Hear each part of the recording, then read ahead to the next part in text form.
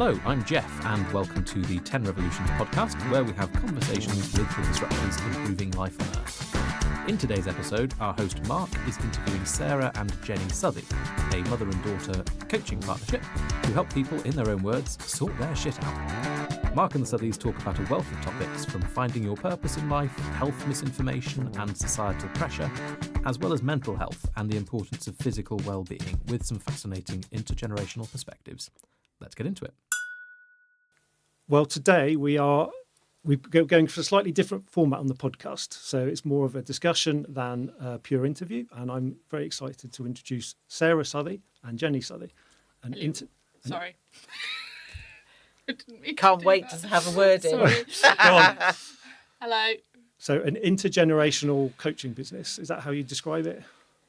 It's one way of describing it. I don't think I've ever described it like that or thought about it like that. But we are. That is what it says on the tin. Yeah. We might adopt that. Yeah. So what is the Southey way? The Southey way helps people thrive mentally, physically and emotionally through coaching, either physical, mental or emotional, personal training, life coaching, life skills, that kind of thing. So we help people live their lives better their way as opposed to telling them what to do.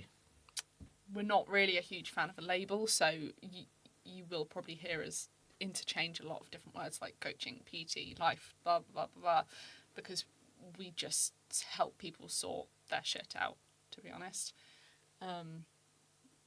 Yeah. I like that. Help people sort their shit out. So what sort of shit do people bring to you?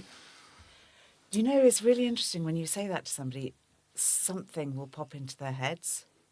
And whatever that is, we help them sort that out because it's not a specific lead.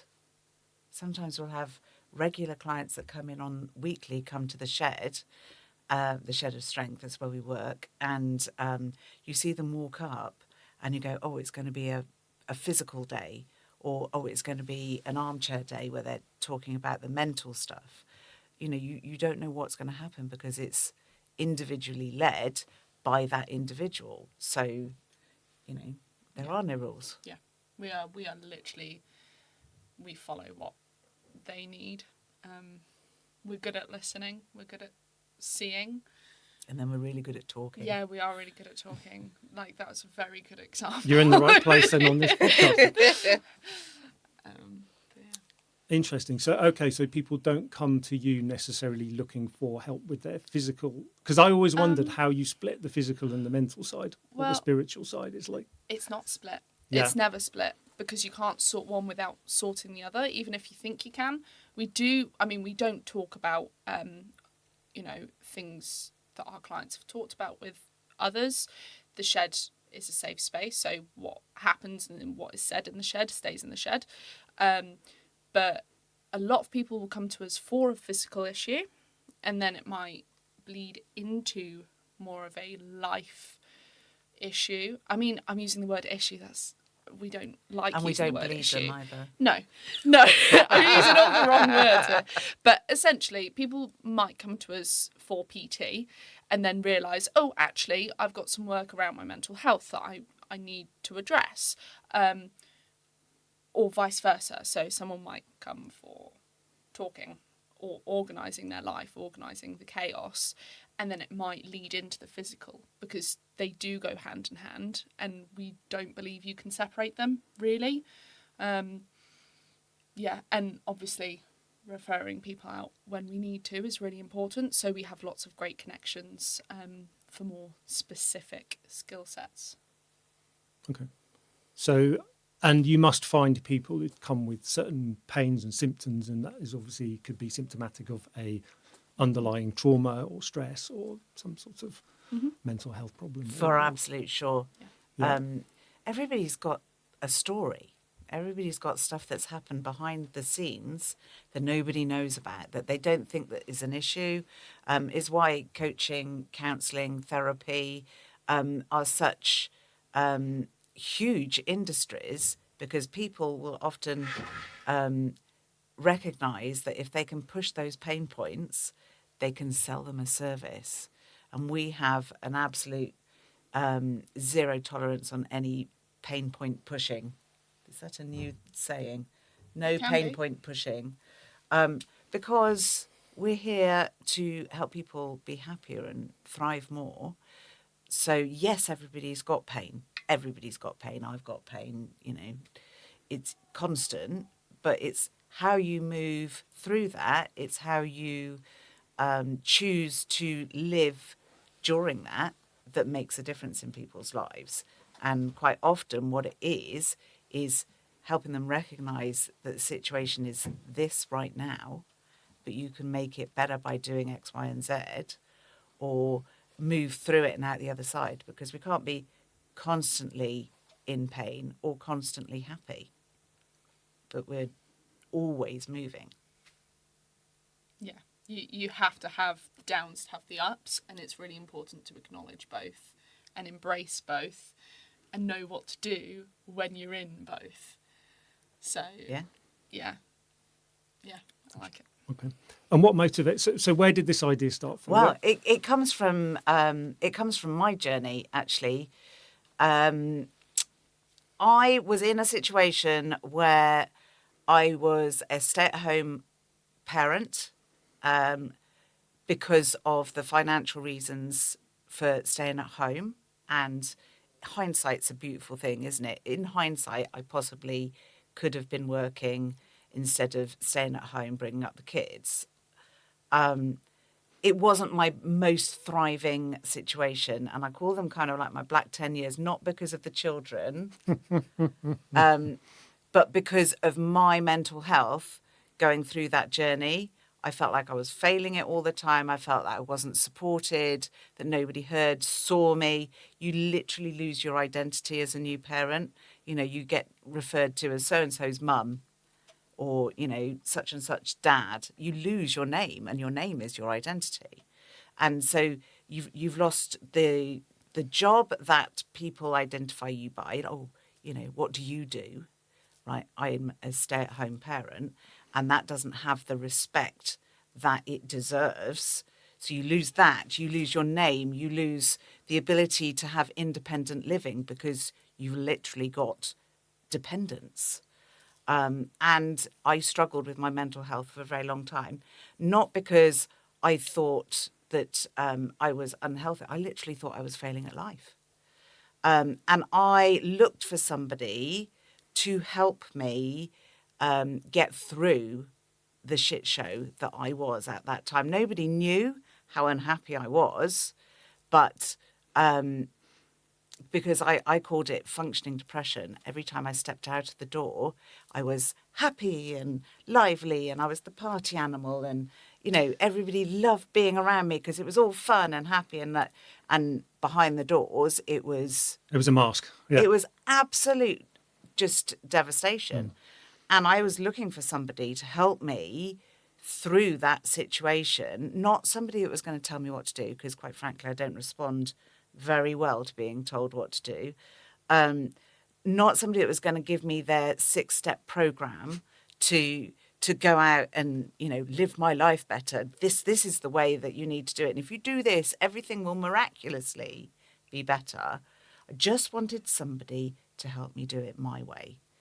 And I couldn't find anybody. I literally remember spending time on Google trying to find someone. So I did it myself on my own, and it was really, really hard.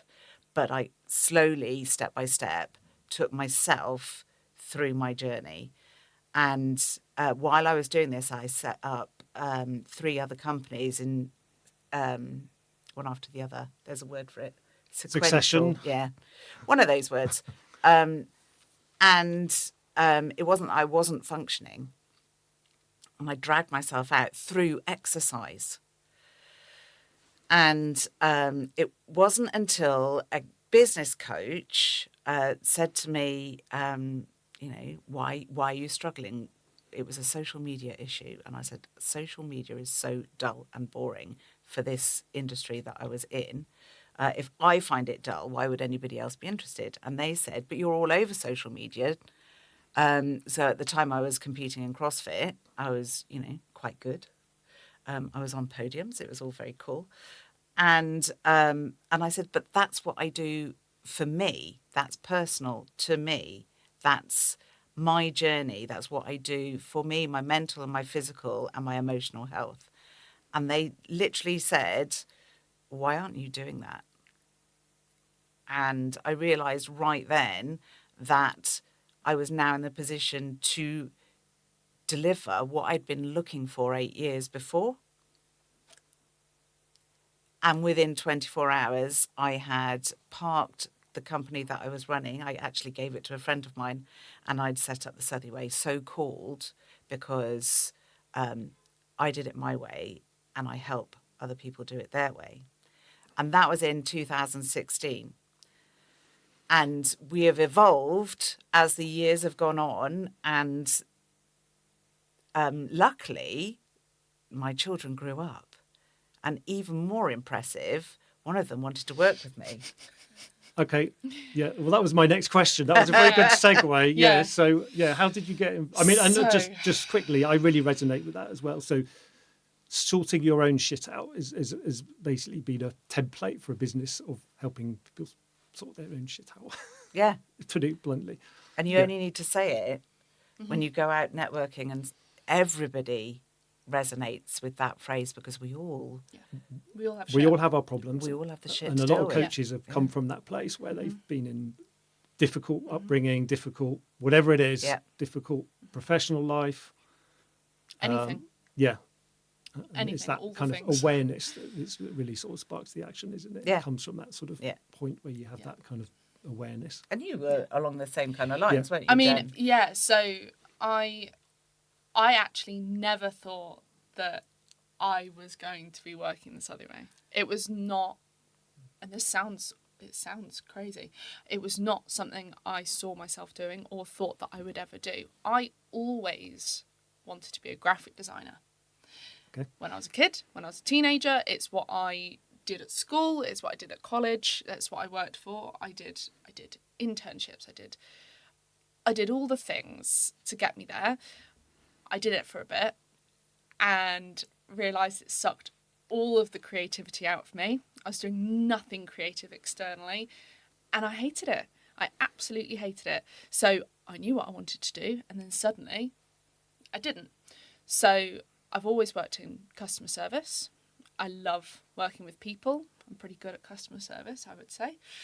And from about the age of 14, 15, I would pop into the shed and I would help where I could. Yeah. I'd do all the things to help. And then when I got my first qualification, I would start to cover and help and do all those things in the shed. I always did it. I never really thought about it, but I'd grown up around it. It was ingrained in my head. And I'd done CrossFit since I was about 10, 11. Or even younger than that. Yeah. So it was always part of my life. And then when I decided I didn't want to do the marketing, the graphics anymore, I was like, oh, maybe I'll do some coaching in a CrossFit gym as well and just balance the two out. I went to some different gyms, tried that out, went all over. I did less and less of the graphics. I was like more and more into the fitness and that side of things. I then worked in a gym eventually, stopped doing the graphics apart from the graphic design for the Southey Way and for Love Beer, my dad's brewery. And I eventually left the gym because I knew that what I wanted to do was the Southey Way. That's exactly, it's my ethos, it's what I've grown up around, and it's how I help people even when I was in a different environment. So yeah, it was the path that I literally led Followed, myself yeah. to. Yeah. It's so I think what's emerging here is sort of living life on your own terms, isn't Yeah. it? So you can't be creative if you're creating someone else's dream. It's very difficult. Yeah. I think Well, and that's quite what I'm often hearing. you don't know what your dream is. You don't, I spent a good 40 years not knowing what my dream was, not knowing what my purpose was, knowing I was brilliant with people, knowing that I could always pull out of them what was in their head. Basically, I call it like the brain decluttering, brain dump, like pull it all out of your head, dump it on the table, let's have a good rummage around and decide what we're going to put back in. decide what we're going to park for a bit. You know, that's my skill set. So my previous companies were gardening, garden design, and that's a very personal thing too, because it's your personal space. It's one of our foundational needs. And to create a space that works for you is very, very individual. So if you've got that, but I never knew what I wanted to do. I never knew until that coach said, why aren't you doing that? And then I absolutely knew 100% that there was nothing else I was ever going to do. Sarah shared that one thing that someone said to her completely changed her life. People had been telling her what to do, and that really hadn't been working for her. But this one question from one person completely changed things for her. Has one thought-provoking question or observation or a conversation with someone completely changed the direction of your life? Let us know in the comments. The power of coaching. One comment, one question. You just exactly underlined that. it there. And you never know what is going to help somebody. You never know what sentence is going to come out of your gob that is going to change somebody's life. Because we're not here to judge it or tell them what to do, or, you know, we are literally here as observers, mirrors, prompts, all of those things, and guides. I like cheerleaders. Yeah, there's so many labelly things that you could put on what a coach does. I think the label coach gets very much maligned because there are a lot of really crap coaches out there that are pushing pain points, that are going for the marketing sale, that have got other agendas other than helping the person. Yeah. Okay.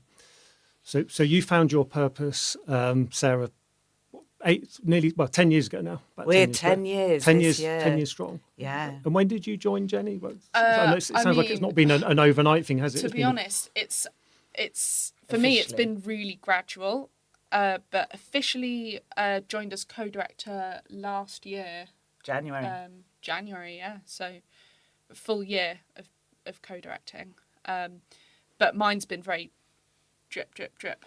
It's like, oh, this is here. This is what you love. Just keep remembering that. Trigger, trigger, trigger. And then suddenly it's like, right there. And how does the intergenerational dynamic work? Are you unique? Are there any other intergenerational coaching businesses out there, as far as you know? I don't know. I don't think so. I don't think there's another coaching business quite like ours. I don't think anyone's like us, but I don't think anyone's like anyone. No. I don't know of any, but I'm sure there is. I mean, we work really well together, luckily, I would hope so. We do still butt heads, like anyone would. How dare you? I know.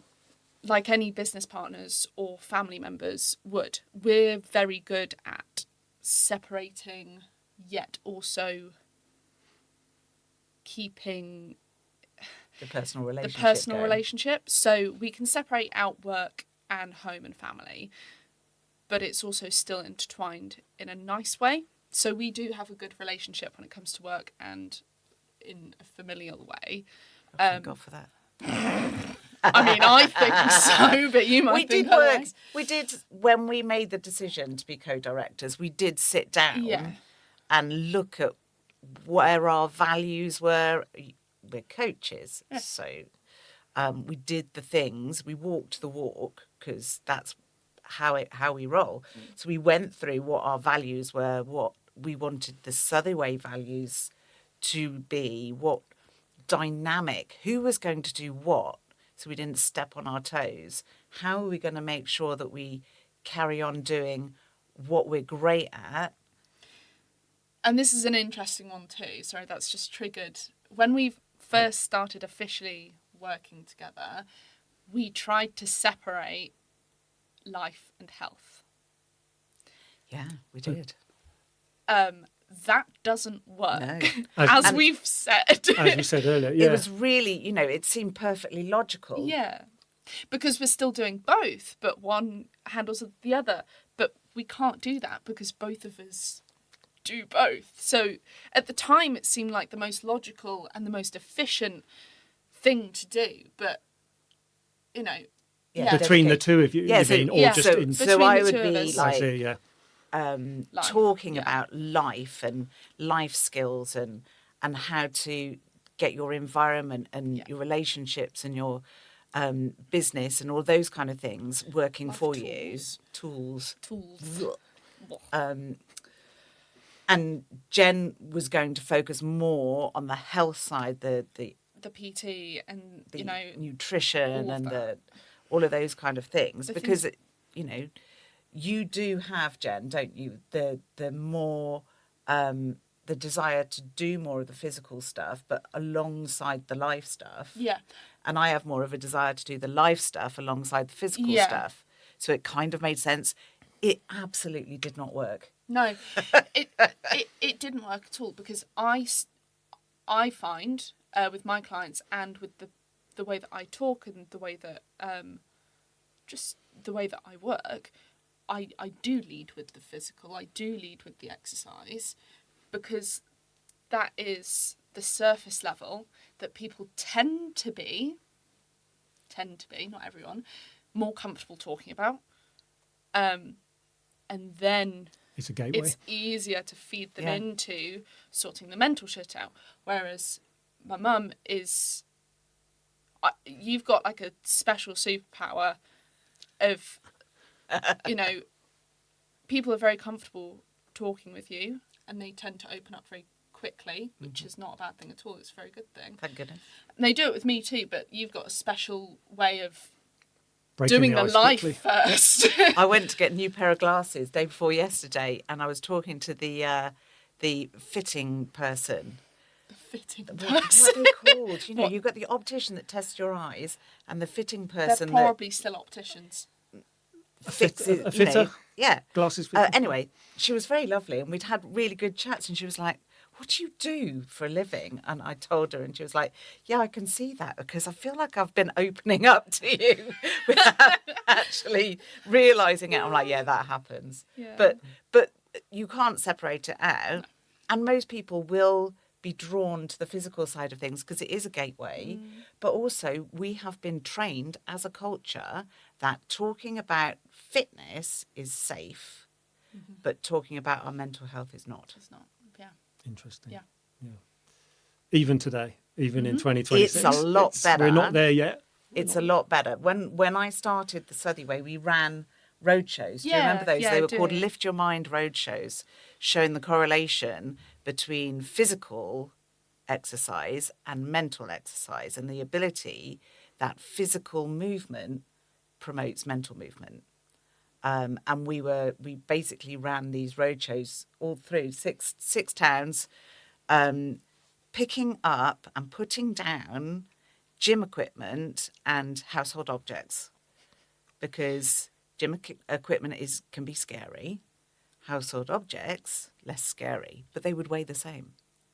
So, and then talking to people afterwards. And when we ran these roadshows, I don't know whether you remember, Jen. I remember all of them. So when we first started running them, it was before the Princes had come out about talking about therapy, having a counsellor after the death of their mum. And it was a big thing. So before that, people were kind of like squirreling me away and telling me their stories about their mental health journey. After that, people were more open about talking about the mental health journey that they had been on. And that was an absolute groundbreaker in terms of being allowed to speak about it. But it is getting better. And I think certainly your generation is more able to talk about it than my generation. Yeah. Yeah. They are. They are, absolutely. But it's still hard. Yeah.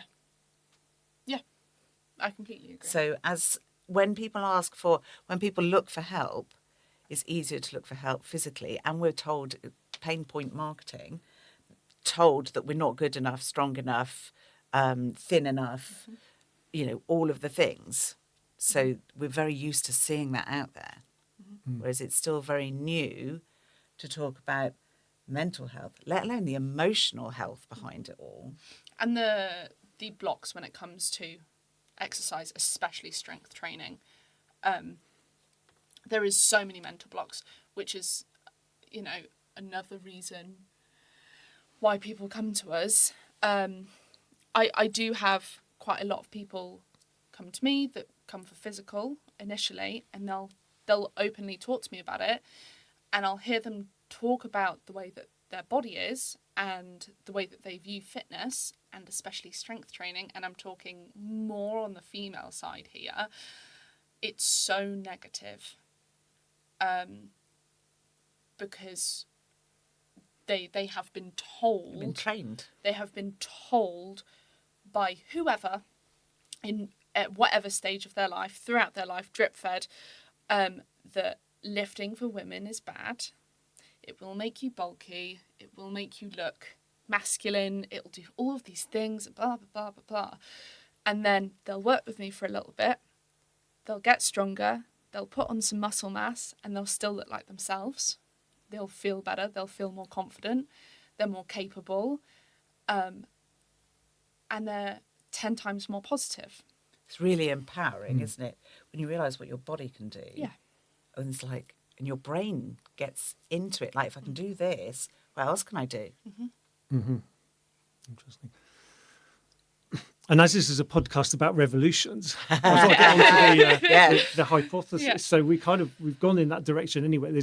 So would you say there is, because I think the hypothesis I'm exploring here is there a awakening, a consciousness that is arising out of people feeling more spiritual or more, they're looking for something inside themselves. So people, I mean, certainly coaching as a profession has proliferated, and coaching is only one part of it, isn't it? Yeah. It's people looking for getting to know themselves better. There's a theory. I mean, I don't know if you read that book, Viktor Frankl, Man's Search for Meaning. Great book. I've got it. Yes, it's still on the shelf. Read it. I have a to be read list that is on Real Life, Audible, TBR as well. Kindle. I'm literally so many, but so it is on there. Yeah. And I tend to pick and choose.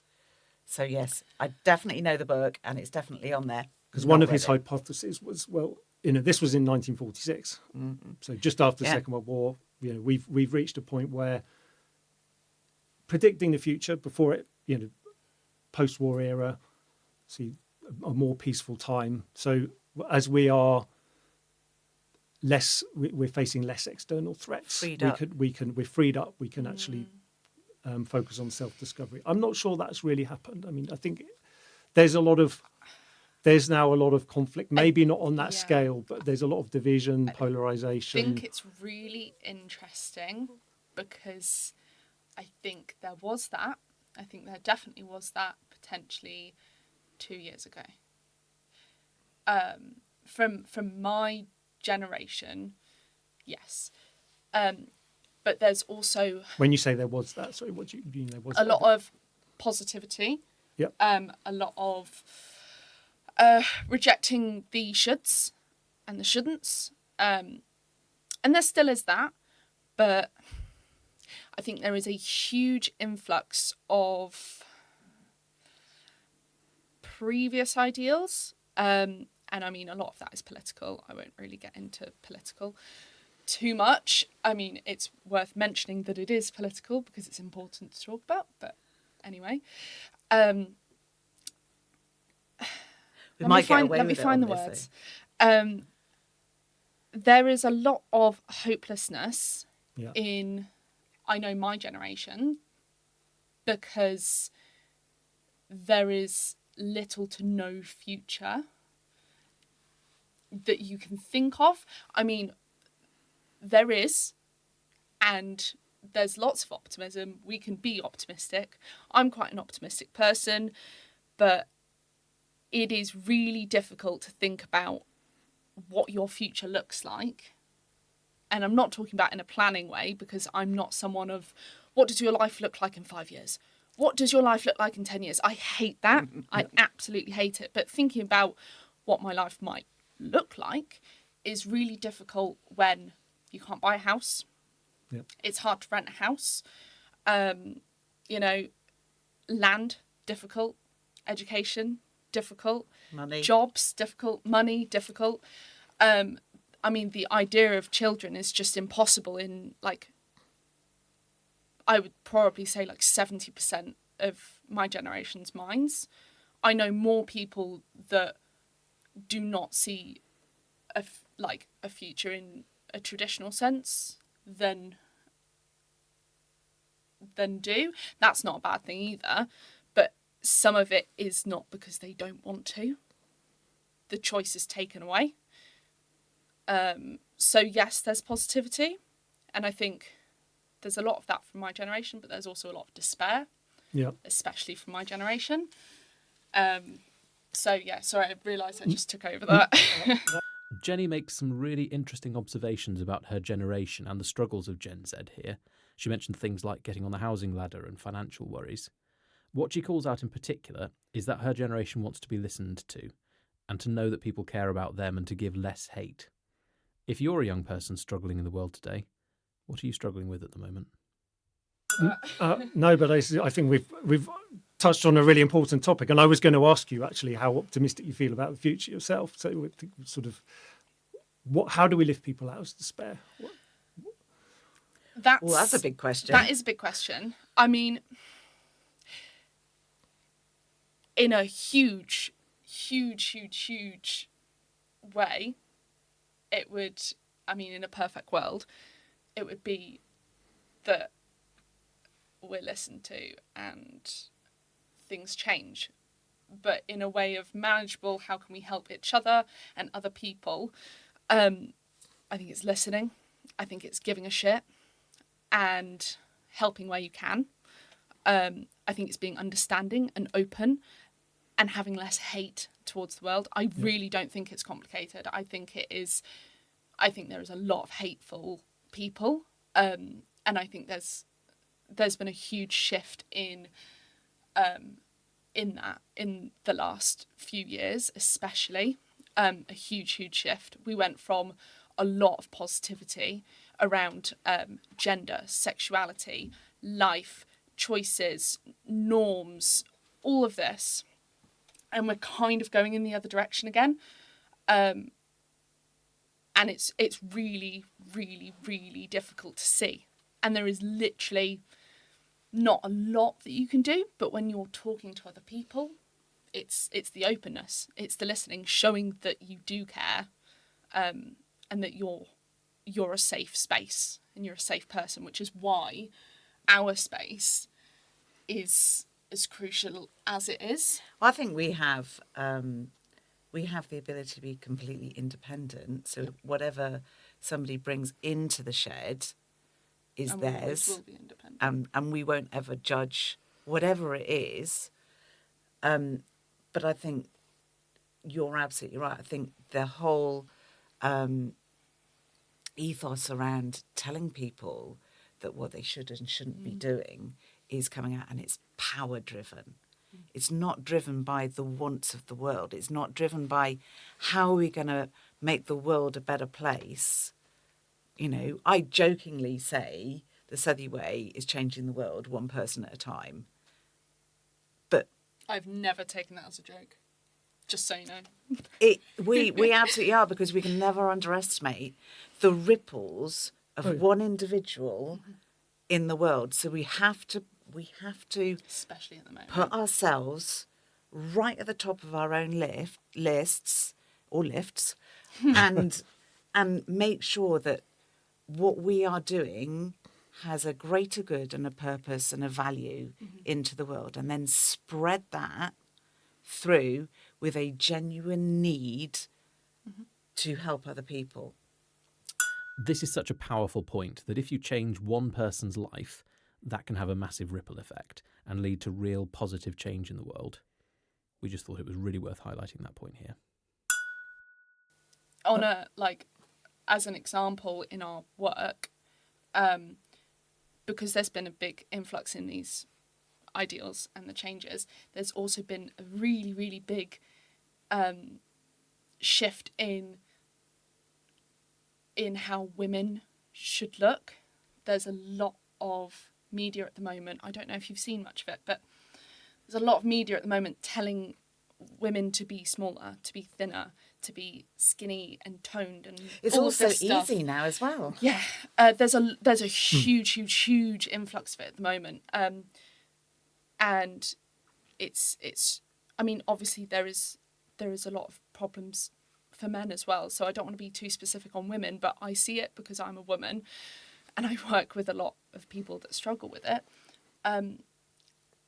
It's a huge thing at the moment, and I'm seeing it a lot, because they're being told that they need to be smaller. They're being told they need to be shrunk, and that goes for everything. It goes for the voice as well. Yeah, it goes for everything. And we deal with that. Deal is the wrong word. We help with that a lot. them deal with We it see a it lot. a lot. When you say at being all told, is that ages. just influencers, the way Social influencers media? look? Yeah. And it's not just influencers. It's day Actually, to day. a lot of influencers are. I mean, I've seen a lot of them pushing against these kind of ideals. There's a lot of media in day to day. There's a lot of social media. It's literally everywhere. It's in the way that people are talking to each other.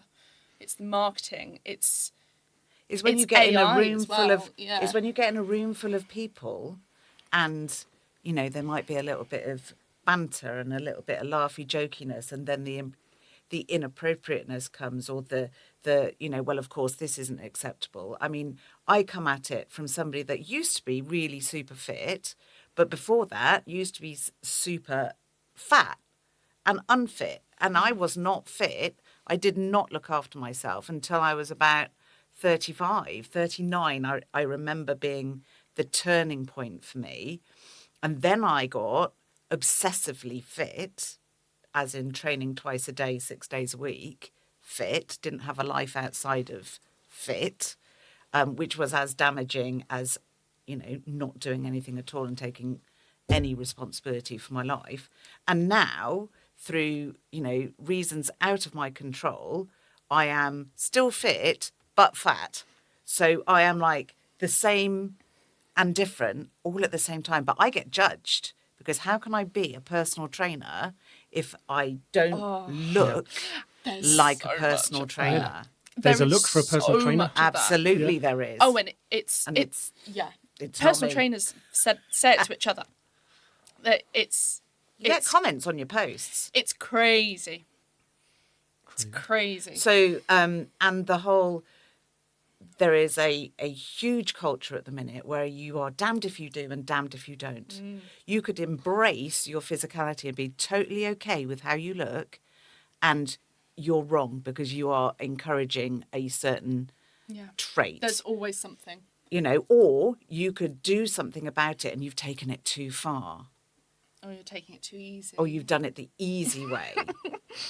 There is And always it's So an much absolute- judgment. So Exactly that. And the language behind it, even when people are talking about things behind the scenes in casual conversation, all of that. So it's not just influencers. It's not just, it is how it drips down into your day-to-day, into your community, into your family and friends social groups. Because, all of a sudden you hear a comment from somebody and go, wow, I was not expecting that from you. I just wasn't. It's a surprise. Yeah. And But it's new. Is that one of the unpleasant sides of running a business, is having to be on social media so much, or would you say? I honestly, yes and no. No, because there's a lot of shit on there, but there's also some really interesting stuff on there. I personally take a lot of pleasure of putting out what I want and not really giving a shit. That's quite fun. Even if I get like 3 likes, it's great. Especially on platforms like LinkedIn, because I don't post how you're supposed to post. That is in quotation marks on LinkedIn, because I hate it. I don't enjoy LinkedIn because it's stuffy. We had conversations about that. boring. Can you post it on LinkedIn or not? Yeah, She's like, and I can't post it on I've LinkedIn. just decided it's all the did. same. Good. I think with your generation, there is much more of a trend towards being vulnerable, being more down to earth. So just being vulnerable, putting it out there. I've seen posts, and it's breaking that mold of it being like a business platform. Well, I think if you are setting yourself up to help people, you've got to think about who you're going to help. And it's people like yourself. It's people who have experience, because that's where your skill set is. It's people who are experiencing similar, because obviously not the same, experiences, or you are going to appeal to somebody. I've got clients who literally, the reason they work with me is because I look how I look. You know, I've got people who come to me because they've got injuries or they are disabled in a certain way, because the traditional norm of a health and fitness professional wouldn't touch them with a barge pole because of a physical element of themselves. And yet they're still people. So why would you not sell yourself? I mean, it's not even selling. Why would you not just put yourself up? But like the question, so like, do you like it? Does it impact? Oh, well, I have a love-hate with it. Because you struggle with it more than me. I do. I absolutely do. And I do think that is partially generational. Not in a bad way. I think that I've been on it for I've been on social media for such a long period of my life in comparison to you, because I was younger when I started using it, that yes, it's frustrating. I don't really like doing it sometimes, but it's fairly easy for me to just go, oh, I'll just... Is there a difference between going on it for business versus going on it for yourself, though? Yes, but they bleed into each other.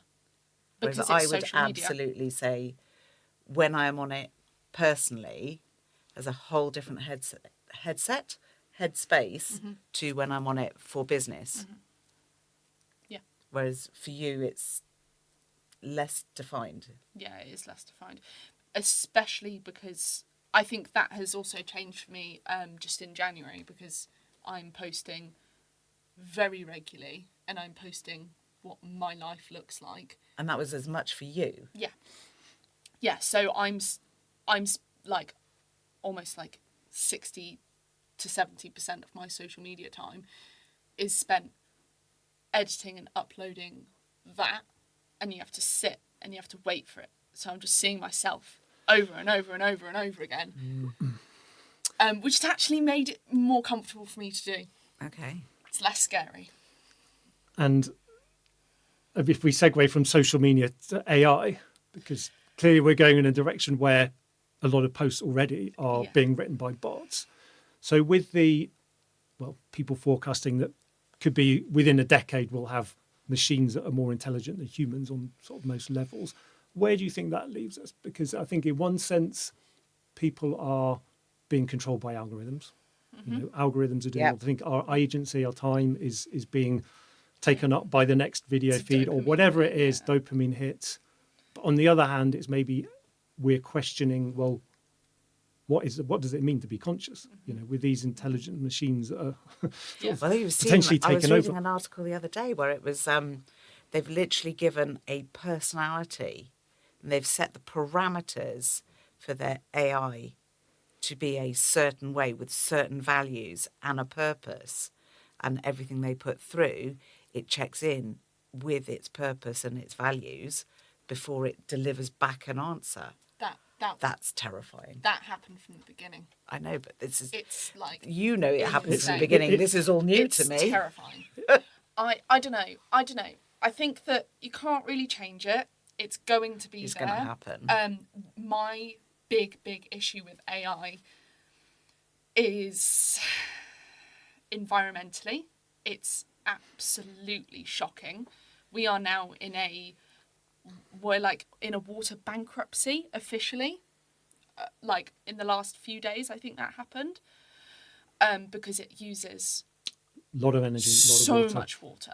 And I think that environmentally, it's absolutely awful. And I mean, the amount of businesses, companies and factories, and it is too much. We can't get away from it, No, can we? you can't really get away from it. It's going to be a part of society. You can't really escape that. So, I mean, Finding ways of making it work better within our lives could be a good idea. I do know people that are literally treating their AI as their GP, as their diagnostic tool, as their coach, Their as their therapist, business coach, as their therapist. Yeah. It's really bad. And In you that don't know regard. where this information is coming from that And- it's bringing in. And the AI's role is to please you, and Yeah. to obviously to keep your attention. It's not always factual. I mean, it makes a lot of mistakes, and there is so many people blindly trusting it now, and people that said that they weren't going to blindly trust it, but they do. They're the people that check for your exam certificates. Yeah. But they'll say what happened on the internet. I mean, that's generational, surely. I've heard more people say, ask sh1t than Google it in the last year. Yeah. Wow. It's and like my go-to thing is always Google, because I want the actual Even Google's facts. AI now. It gives you AI overview. You don't have to use it. But you can choose the sites that you go to on Google. Yes.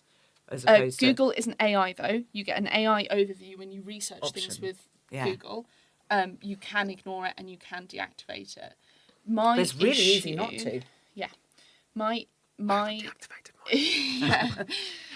mine.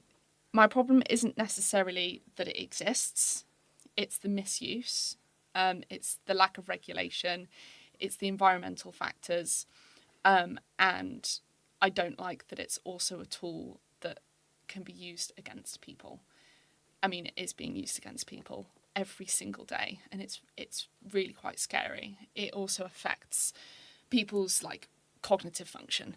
You know, people are stopping We're thinking outsourcing our themselves. thinking, aren't we? Yeah, That's we're the problem. literally not think. I mean, I'm not, because I don't really use it, and I don't think I ever You're really not will. thinking. You are thinking. But for instance, Gen Alpha and my generation, but the younger ones in my generation, because there's a real divide in Gen Z.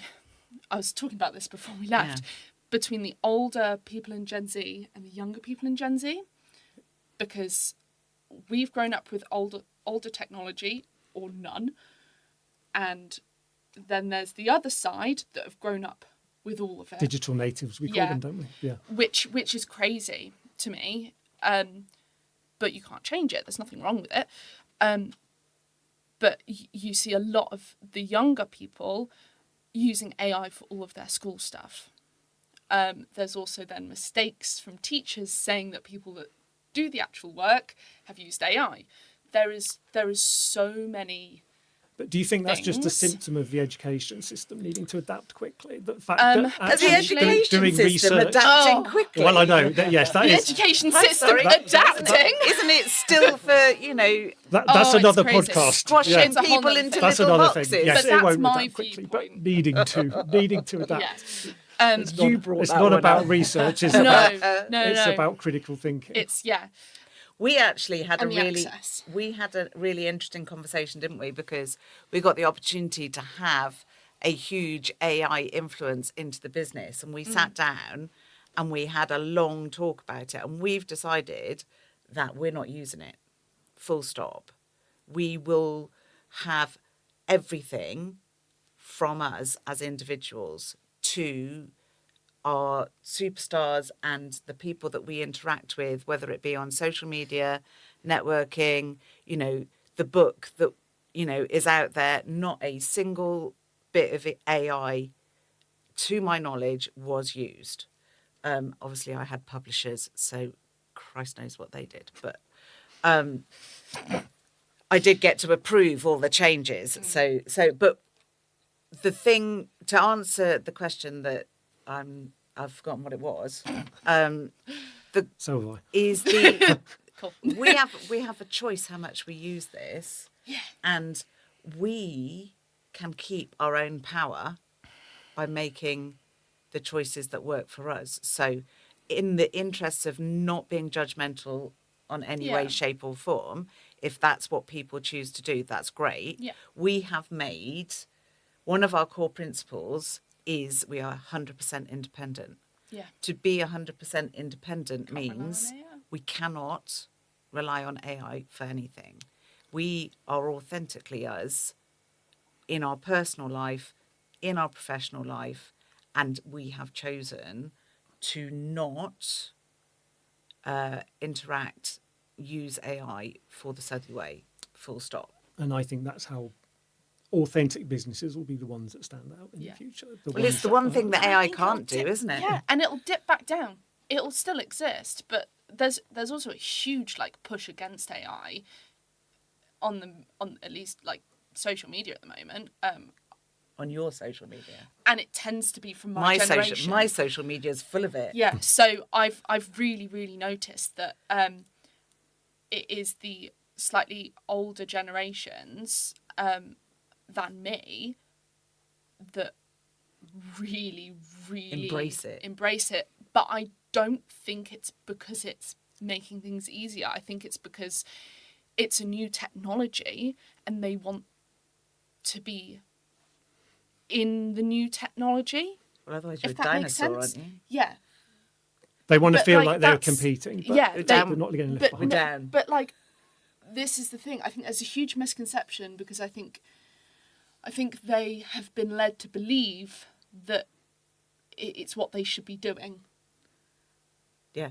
I really do, because no one really in my generation that I can think of to mind would really endorse it or embrace it to the extent that the older I think generations at the have. minute, it's so new, so it's got the new shiny thing Yeah, syndrome going on. I think that's But wearing also, off now, though. it's so invasive, so it's a slippery slope. so much isn't it? personal data. Yes. So much huge personal data issues and security issues. So much. And that's just surface level. Like, I mean, I think it's growing at breakout velocity, and it's almost like I think we'll do well to control that because Oh, it's it's a not competition controlled. between I don't East think and we West, will. between I don't think companies, it will be but we need controlled. guardrails. That's what we need. We need firm guardrails. I would say, interestingly as well, it's the younger generations who are going to write the legislation. Thank It's goodness, obvious because because I'm not they are sure the I ones can that do are it. passionate about it. Like Yeah. they're really taking that mantle up. yeah. Do you think the younger generations, i.e. yours, Jen, is more proactive about creating this change? I would say my generation is very political. I would say they are big on change. I mean, even in secondary and, like whatever, I had so many friends that would be protesting every weekend. There is so much more politics in my generation, and so much more information, and Yeah. and backed up information, because we don't like being told lies, especially by sources like AI. It's like we hold all the information, and then Doesn't your kind of brain word feel like vomit it. it's going Yeah, to explode? Yeah, and that's also why there's a lot of despair in my generation, because we have all of this knowledge, we want all of this change, and we can't do it because we're not listened to. And you're we not in don't the places have any of power power. We don't have any power. Yet Um, you're a catalyst. It sounds like you can be the catalyst for change. But You're- the thing is, I think that people like me, for instance, or the people in my generation, they have always existed in every single generation. it's true. They never get power. Because they don't play the game. You need to reinvent the game. It's like Game of Thrones, isn't it? Break the wheel. Not quite as dramatic as that. Well, I mean, I think It's- my generation, you see, is really interesting because we were parented by the hipsters. My generation, like my mum was. My parents weren't hipster. Oh, see, so all the boomers. Generation So it's the two tail ends, isn't it? So my mum was hugely principled and Or- probably a boomer, but tail end, you know, the 60s child doing the whole, you know, awareness. So in direct correlation to where you are now, I reckon that was my mum's generation. But the one 10 years before that with a, you know, don't stir the pot, just, you know, do as you're told, stay in your box. You are succeeding if you do as you're told, you stay in the box. And they brought up children with a different approach to life, I think. So I am of a generation where I didn't get involved in any of it. I just, you know, I was not really parented because they were off, you know, charging the world and making change and, you know, doing all the things that make the change in the world. Whereas I was like, literally, well, I'll just go and do my own thing then. And didn't have any of this passion and principles and had no interest in politics whatsoever. I mean, I didn't know anything about politics until I went to college. I knew because we've never talked about it. We never talked about politics growing up. No, And I because it don't was the blame one you. conversation Yeah. that we never had around the dinner table. But I knew nothing about any of it. And then I went to art and design college. And that's where I've Free made thinkers. some of my best friends. But yeah, it was like, you know, huge. So yeah, I would say that Gen Z's definitely, they're definitely pushers for change. And you talk about it. Yeah. You talk because about it because I we think you grew have up, to. we did not talk about I it. You think did you have not to. talk about things like what people earned, who they voted for, where, you know. That's how taboos happen, though. Exactly. But it literally was I get too. it. Yeah. I know. I remember the day that Jim, my husband, Jenny's dad, discovered how I voted politically because I'd never told him. Really? Yeah. Wow. Okay. Because nobody It's all else's interesting. business but mine. Yeah. I didn't feel the need to justify anything. We're just like, it is what it is. It's choice. It's literally just choice. It's choice and openness. Yeah. And That's it's it. something that That's I've had to learn. Yeah. I mean, I've had to learn it as well. It's Well, yeah, just, because you it's didn't like, grow up with it being talked about because I didn't. But the difference is I've been fed it from the people around me so much. So it's like second nature. Whereas when I was... I mean, it got me in trouble quite a lot because I interrupt quite a lot. And I can't tell. and I will speak out about something if I need to. Yeah. So it used to get me in a lot of trouble. Whereas I was too busy going clubbing and, you know, raving it up. Different times, eh? Yeah. Well, it's generational though, isn't it? But it would be awesome if I could have been able to not have to think really politically. So do you think your generation is... So there's obviously the ideology, there's the desire for change. But do you think there's a bit of... You talked about hopelessness. Do you think there's... Or do you think this change can really... Your generation can really be the catalyst for change? I think absolutely they could be. I also think that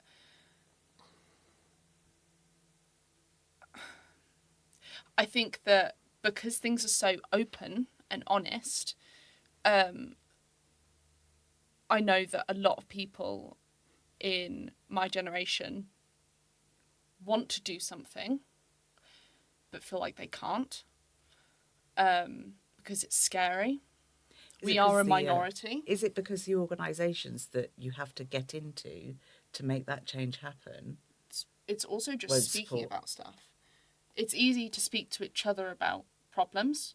It's really difficult to have the same conversation and fight it over and over again with somebody who says something that you know that shouldn't be said over and over again. I mean, like simple things. Yes, I do. I think it's more complex than that. I think anyone has potential to make a change. And it doesn't and a necessarily have to be difference. going into politics or being at the top of a company. Exactly. There's lots of ways And we can that's- change things at the exactly. grassroots level. And I think that's also a huge misconception, that you have to be at the top of the food chain to make big change. And to an extent, yes, but also no.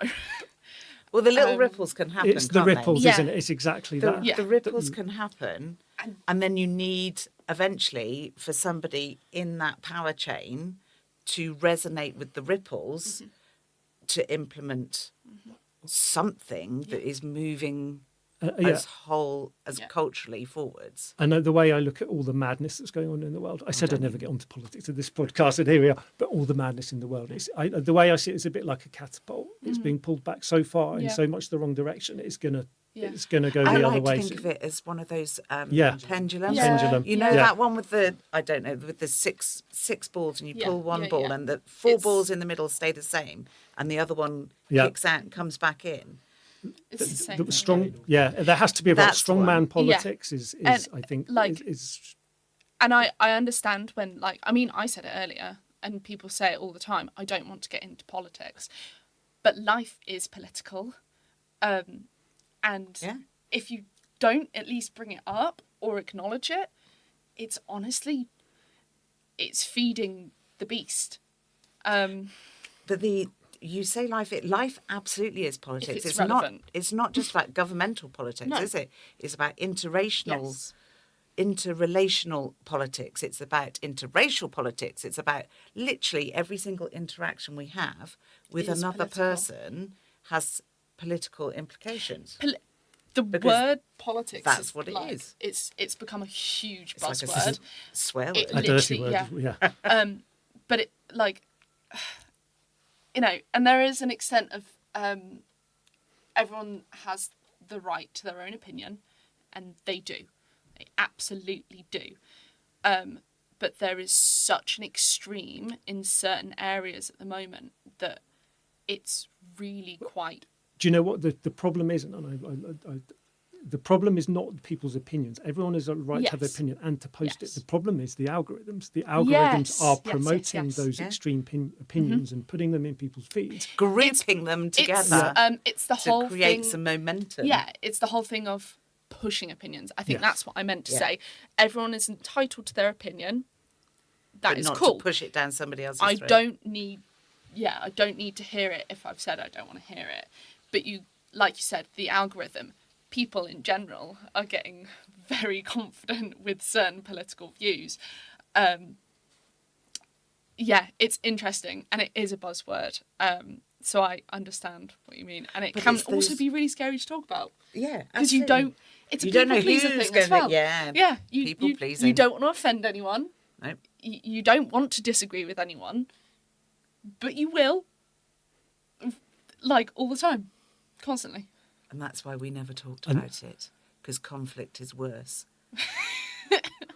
I think that's why I nothing wrong just with stay off it conflict. as much Yeah, as possible. yeah, but it's really important because it's the little things, grassroots level, that you let things slip. If somebody says something that is unacceptable to you, and you let it slide, it means that they think what is quite possible perspectives.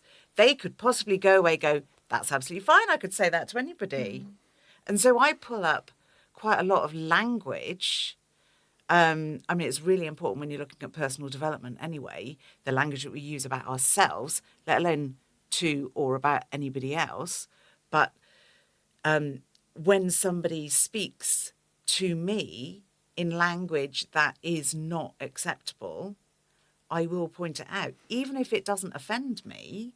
And I'm talking not necessarily in sessions, in day-to-day life, you know, when somebody says something. So there was a slide up on an event that I went to, and it was go talk to the person with the most colourful shirt.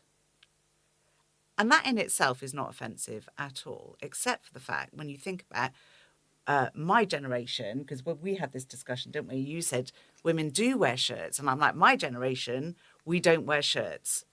We have blouses. So it's automatically going to just that little tiny little nugget of, oh, I don't fit in. Could have used clothes. I don't, this is not for me. So you can alienate somebody with just a little word that's as inoffensive as shirt when you could just use top. Or clothes. Or clothes. Yeah. It's just, language. Language So powerful. is, when you talk about politics, when you talk about revolution, when you talk about changing the world, language is the key to it all, both positive and negative. And I think, I know it's a reason that I sometimes avoid talking about politics, is I struggle with a filter. I will say what comes into my head a lot of the time because that's just how I work. That's how my brain works. And I filter too much. And I don't think you do. I think you do on social media. Not now. In person. Yeah. And when it comes to politics, you don't want to say the wrong thing. You really don't want to say the wrong thing. You're like, oh, what if you say the wrong thing? So when you say something political and then the person you say it to gets personal back, that's quite often what happens. Yeah. When they disagree, which is absolutely fine. Disagreement is fine. Conflict is okay. Disagreement is okay. You have to have them both. It's healthy debate. It's healthy we lack, communication. and I think that's the thing, isn't it? We're lacking healthy debates about topics. We shut people down. We don't even, most of it doesn't happen face to face. It happens online. Yeah. We could put someone we can vilify someone without really even seeing easily their face. too. So really easily. That's where It's like cancel culture. Yeah. It's so easy to tear somebody down that you don't even know. You see it all the time. It's very scary, the power that it has, because social media, for example, is an incredibly powerful tool. It literally can be used for good or evil. Yeah, it can. Divisive It tool, can make isn't your it? life, or it can ruin your life. It's interesting. We have to end on a positive note. Sorry. So, You were like, let's keep Would this you like? light. We don't do light. let's end on a positive note. So, what about question? What are you learning at the moment? Sort of final question. Learning about what? In life. Life. General. Yeah. Life is a learn. Oh, with anything. Yeah. I mean, I'm learning to paint D&D miniatures. That's fun. Okay. That sounds cool. That's separate. That's a fun thing. That's therapeutic, is it? Yeah. Well, I've not started it yet. Oh, I'm okay. learning. You're learning how to do and it. I'm waiting for on the YouTube. minis to arrive. Yeah, I mean, I do art and stuff, so I'm pretty confident. But that's a fun thing I'm learning at the moment. What are you learning, Sarah? Oh my Lord alive. What am I learning? Well, we talked about to be read lists earlier. I like to dip in and out of. So I'm reading a book currently written by a somebody who trained to be a something nun, like one of the and she funded her 17 years of study about centering herself through dominatrix in a dungeon. Amazing. It's so interesting. That's amazing. So my learning is always people. There's always something in every situation you can learn. Am I learning on like a practical thing at the minute? I don't think I am. I feel like I should have said But no, something more that's like profound it's now. like, it's really, and the reason why I am listening to her book is that she caught my ear on Instagram, and she's got one of those voices that when we go back to language and control and power, and she draws people in through the power of her voice, literally. Fascinating. Yeah. And you can hear her do it. It's brilliant. Sorry. What's the name of the book? Unbound. Unbound. Okay. Of course Wonderful. it is. Great name. I like that. I might read that. Is it on Audible? Yes. Cool. Great. Do you want to promote your own book? Well, you've got 1 minute left. Now we're on the are topic available. of it. Yeah, well, because we are individual led, and because there is no one size fits all in the Southey way, you are your one size and you fit everything, and we enable you to find that. We have never run a course that is a specific thing. We don't have a methodology of how we work. But what we decided was we were going to write a book using some of the exercises and techniques that we have adapted to work for us, and we would put them in a book to enable people to sort out their shit. And sort out your shit stands for SOS, which is Save Our Souls. So the book is called SOS I Your hadn't Life. put those 2 and 2 together on that one. Well, that Sort is on out my shit. reading list, along with Viktor Frankl's Search for Meaning on yours, man. Search for Meaning. Yes. I haven't read it yet, but it's The on the list. Your Life book is actually really nice to read in nuggets. Because nuggets is an interesting word In to use bite-sized that. chunks. Yeah, because there is a lot of techniques in there, a lot of things that you can use, and sometimes you might need to just open it and have a look at one and then close it. It's designed, I'd like to say designed, to be used however you need to use it. So you can read it cover to cover and do all the exercises as they happen, or you can read it to cover and do none of the exercises, and then you can dip into it as and when, because we all learn in different ways. So Sounds good. Yeah. Sounds good. with a bit of a story as well. Right. We're going to have to wrap it How up many there. hours have we talked? It's been amazing. It's been awesome. We've explored some really profoundly thought-provoking topics, and I'm sure we'll have many more conversations, but we're going to have to wrap it up there. So thank you, Thank Jenny you. and Sarah, so much Thank for your you. time. Thank you. And It's been wish you good. all the best with Southey Way Keep and creating selling the more ripples. copies of SOS. Keep creating positive ripples. I think that's the message, isn't it? Yeah. Keep creating those positive ripples. Thank you. Revolution. Yeah. Can't take us anywhere, Jen. Thank you for listening to this episode of the 10 Revolutions podcast. Particular thanks to Ollie and Stan and the team at the Cowley Road Studios. At the 10 Revolutions, we're creating a movement, supporting people who don't necessarily get a lot of coverage. There are good news stories in the world, and we're here to help promote the people who are writing those stories. One of the things we've noticed through these conversations is that when humans want to make a positive impact on the world, they can't do it on their own.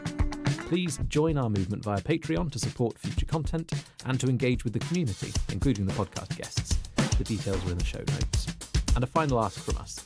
Please share this episode with 5 people that you think would be positively impacted by it. Thank you for helping us to grow the movement.